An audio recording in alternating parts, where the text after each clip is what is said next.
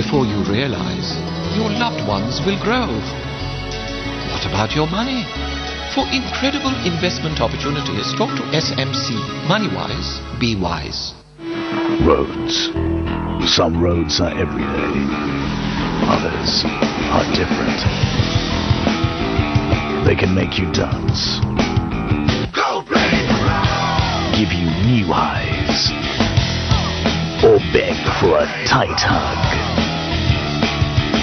And on others, you fly. Presenting India's first trans-roader, on-road, off-road bike. Impulse. Play the road. From Hero.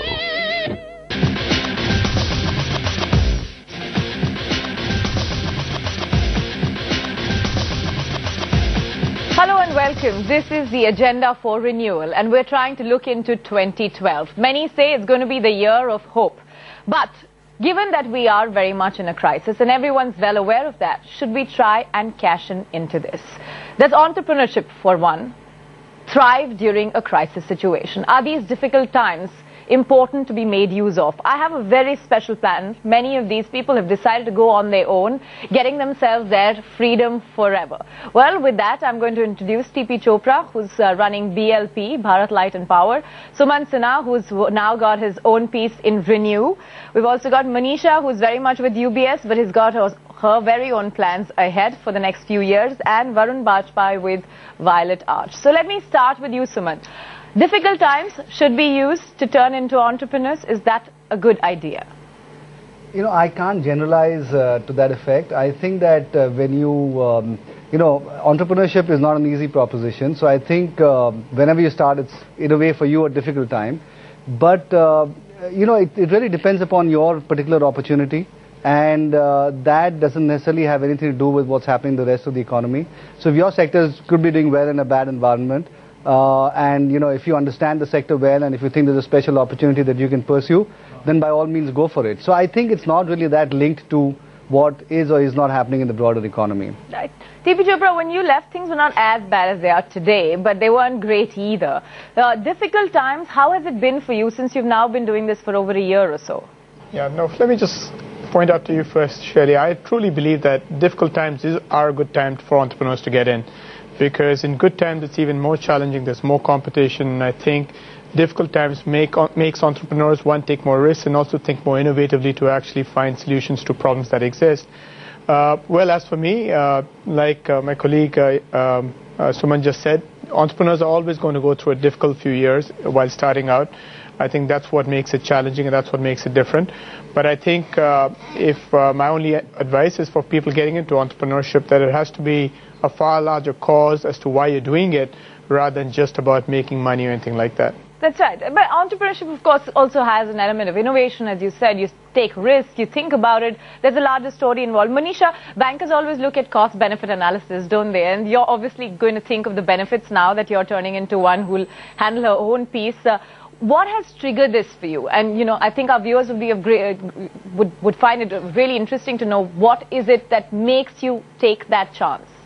I think bankers are eternal optimists, maybe foolishly so, and Varun will vouch for that. But, the reality is that while you say these are difficult times, and the last 6-9 months have been very difficult for the economy, but, when I speak to any of my global colleagues, they look at India with envy. We all tend to beat ourselves up about inflation and all the other problems with politics, government, Delhi, etc. But the reality is that the growth that you're seeing here, the middle class you're seeing here, there are a lot of positives. So, as TP said, these are challenging times for the next 6-9 months, 1 year, but we are on a trajectory which is very positive. And I think people like Sumant, TP, Varun, myself have spent enough time in our corporate world to gain the necessary experience to live with both tough and easy times. So yes, in the next 6-12 months will be challenging, but I think there will be rewards for all of them, definitely, and hopefully for me too. Hopefully for you too, yeah. Varun, what are these challenges ahead? I mean, we are talking about challenges that are both at a macro scale, and then there are those that you have to deal with as entrepreneurs. How do you make the most of that?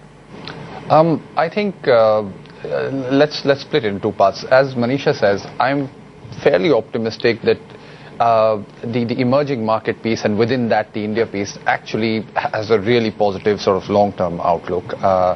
the reality is that everything people believe in terms of growth, the kind of numbers you see coming out, we sit here and compare it to a 9.5% number and, you know, complain about a 7% growth. But frankly, that's pretty phenomenal on the kind of base we are talking about. The challenges are the obvious ones, the external economy and all the sort of implications of that. But at the same time, I think this is the right point for India to step up, both at a policy level as well as sort of just a corporate level, to make sure that we are making all the right noises and making all the right changes, you know. And you're saying all of that comes back to the entrepreneur and helps them. But my larger question is, TP, just looking at the fact that India really is always looking at the next wave. We've had the Ambani Birla starters now for over centuries. Do we want to now start creating new corporations? And is this whole entrepreneurial energy really targeted towards what will be India's next wave? Surely, I think for the future of India, we have to. I don't think it's whether we should, it's a have to, because I really believe that's what separates our country apart from a lot of the other countries around the world, is this passion for entrepreneurship. It's this passion to make a change that really will make a big difference. Even at high growth rate levels. Exactly. And I also believe that folks like us who've been fortunate to have had some incredible experience in the corporate world, I think it's our way, or at least my way, to figure out a way to give back to the country. I think, you know, you've got all this incredible experience, you've got all this incredible education. We are fortunate to have the bare minimum to live comfortably, so why don't now we take all the education we have to give back? And I really believe if more professionals like us can come into become entrepreneurs, I think we can make a really huge positive difference in our country. You know, when I go to places like California and I see all these younger guys creating all this incredible value with incredible technology and incredible innovation, I keep challenging myself, why can't we create that level of a framework or a network of the culture of entrepreneurship, right? Because that's what will really make a difference in this country. Manisha, the culture labs, we're always talking about support structure, and in many ways someone would argue that America didn't necessarily create it, it just got created. Do you think that that is something that India today really lacks, for people who want to look around, just brainstorm, get enough mentors, get enough people who you can experiment with? Is that something that we're missing today? Probably, yeah. I mean, maybe too generic a statement, but yes, probably we are missing that. And I think when each one of us branches off, other than, as you said, the Tatas, Birlas, Reliance, we all look at it with reverence. But it's really the Infosys dream, right? It's the Murthis and the Nandans who were professionals like all of us who went and created this great organization. And that really inspired all of us, because it felt that we could make a difference too. But I think it shouldn't be just one Infosys. It should be many more Infosys. It should be many more Murthis and Nandans and, you know, the others in that organization for whom we can go for guidance and support. And I guess, as you said, the entrepreneurial culture is really just coming in, because till now our parents instilled in us education is important. After that you get into a permanent job and, you know, you stay there because means are limited and finite, and you need to stay there. And I think it's really the first generation which is feeling financially comfortable and wanting to make that difference. So hopefully the next generation will have that, but some generation needs to do that, much like, as you said, take the plunge. Yeah, absolutely. And I think some of us will succeed, some of us won't. That's the nature of entrepreneurship, and hopefully the next generation will have a lot more professionals who've turned. And importantly, India needs to start celebrating the concept of failure in entrepreneurship, because that is always a chip on the shoulder when you go to the United States. If you've done it, you've dirtied your hands, it's important. Sumant, the government is always looked upon as, you know, the place where we should get something from. You know, I think every sector looks up. Is sort of entrepreneurship likely to see something coming from the government? What is your own gut feeling? Do you think that they could give in something that supports it through innovation or whatever else? No, you know, just to come back to the larger question that you posed to TP and Manisha earlier, I think that we're really at the cusp of a pretty significant change, and I think that is likely to happen because entrepreneurs or professionals like all the people sitting here are now at a point where they can start going off and taking risk.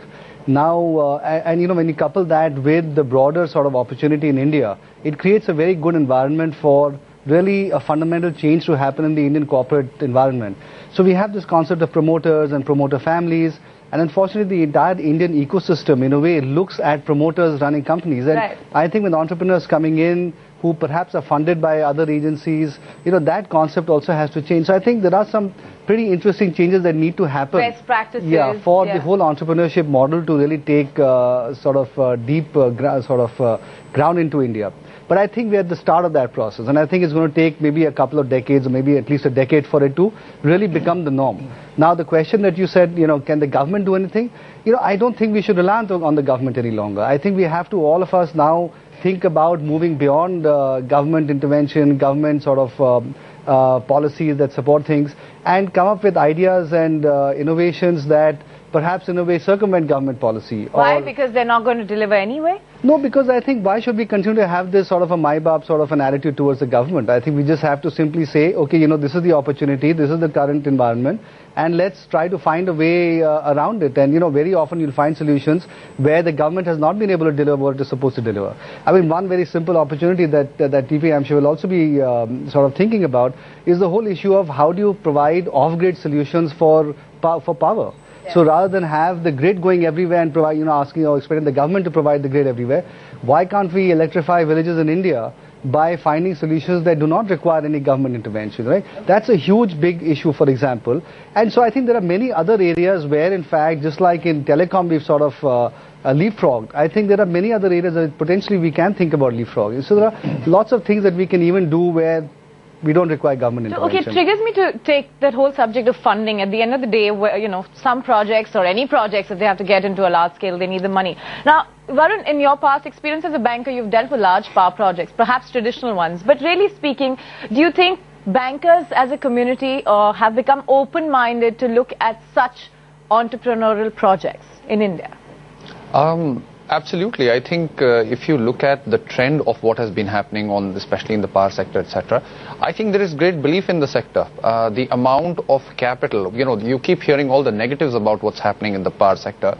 What you don't realize is, but every new fund that is coming up or every pool of capital that looks at India now has a very large power or energy sector allocation, and that just shows that despite whatever's been going on in the sector, there is huge appetite.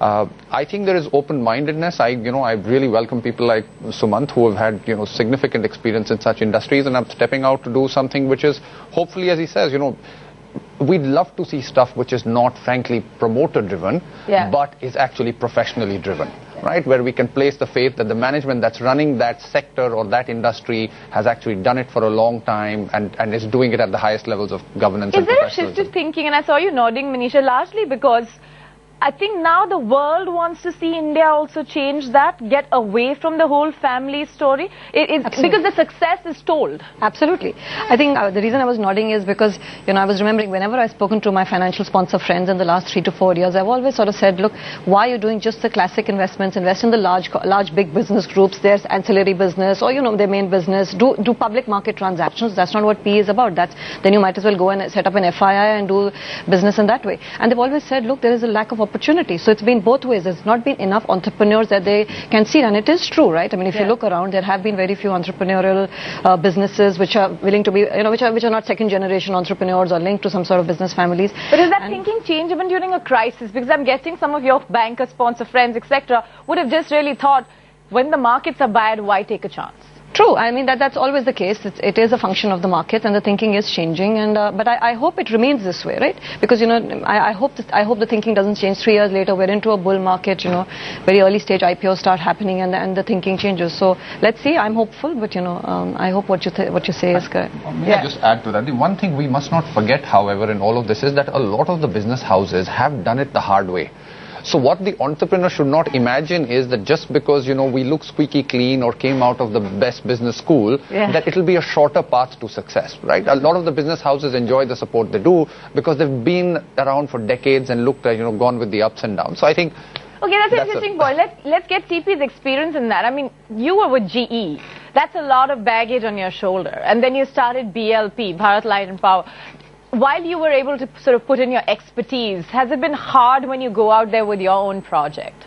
No, the short answer is yes, it's very, very hard. There's no doubt about that. But I think it's a mindset. I think we all went in knowing that it's going to be hard, knowing that it's not going to be a quick thing. It's going to be it's going to be a long process. I tell everybody GE was not built in a few years. It was built in 140 years. And I think to do anything the right way, it does take time. There's no shortcut to success.